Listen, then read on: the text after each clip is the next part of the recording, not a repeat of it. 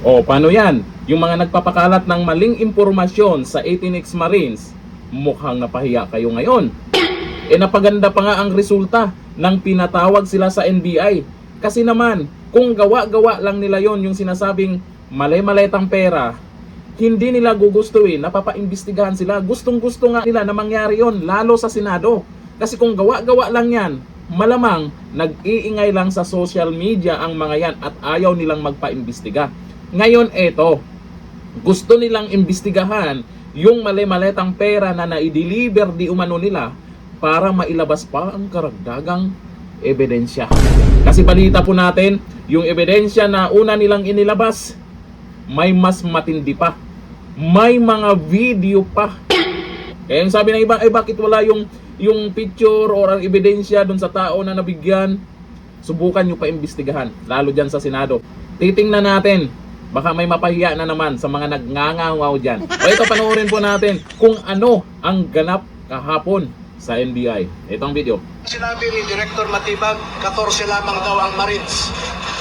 So, pinakita namin na 16 talaga ang Marines, 2 ang Army. So, napatunayan namin na hindi totoo yung mga aligasyon ni Director Matibag. Pangalawa, yung sinasabi niyang isang general daw, plus 75 ng PMA ang nag-recruit sa kanila. Pinabulaanan namin yon na hindi totoo. Number 3, ang sinasabi ni Director Matibag, nagpirma lamang ang mga ito dahil meron silang economic problems, no? Economic reasons daw. At ipinakita namin na hindi kami nabayaran, bagkus ang gusto lang namin ay lumabas ang katotohanan tungkol sa bilyon-bilyong ninakaw sa kaban ng bayan. Yung flight detail na sinasabi po ninyo, ang sabi ni Director Matibag, sa 2023 to 2025, di ba sinabi niya, ay wala daw eroplano ng air taxi pumuntang Ilocos. Kinaligtaan niya yung 2022. Bakit ba 23 to 25 lang ang sinasabi niya? Kasi 2022, nag-deliver sa Ilocos, nagamit ng eroplano. Yun naman pala. So, hindi ko alam kung saan nanggagaling yung intel o informasyon ni Director Matibag. At lahat po yan, naklaro namin kanina at sa tingin ko, nakumbinsi naman ang mga investigador.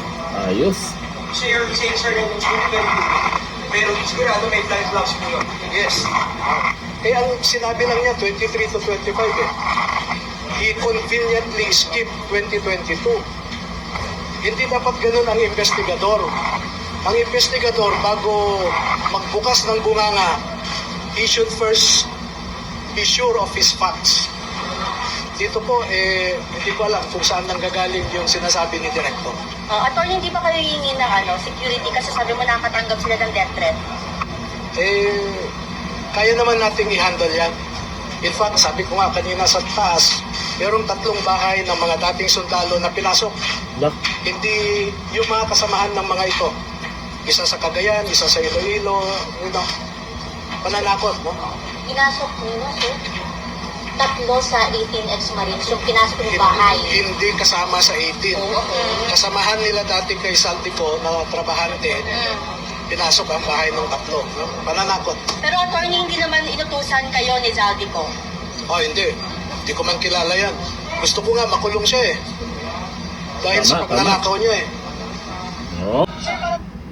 Malinaw ngayon ha. Yang 18 na yan, mukhang napatunayan na nila na dating tauhan ni Saldico. Tapos, yung ibang mga kumakalat na balita or kung ano-ano man yung mga impormasyon na pinapakalat nila, andyan na sila sa NBI. Pinatunayan nila kung ano ang totoo. Kasi may iba dyan, ang bato na naman nila, ay ano yan, awol, ganito yan, hindi mapagkatiwalaan yan. Bakit? Pag nag-deliver ka ba ng mali-maletang pera, ang kailangang requirements doon, santo ka. Diba?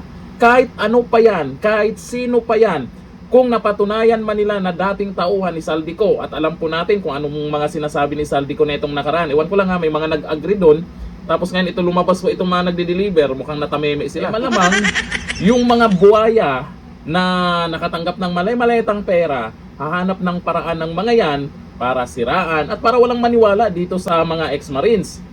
Yun nga lang, mabigat na ebidensya yung hawak nila. May mga pictures, may mga nakikita tayong mali-malitang pera talaga.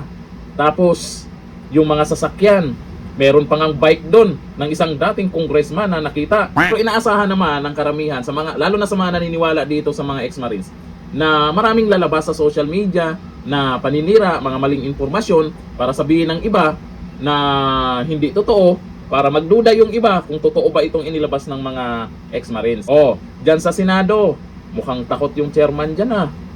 Takot ba? Paimbestigahan nyo na.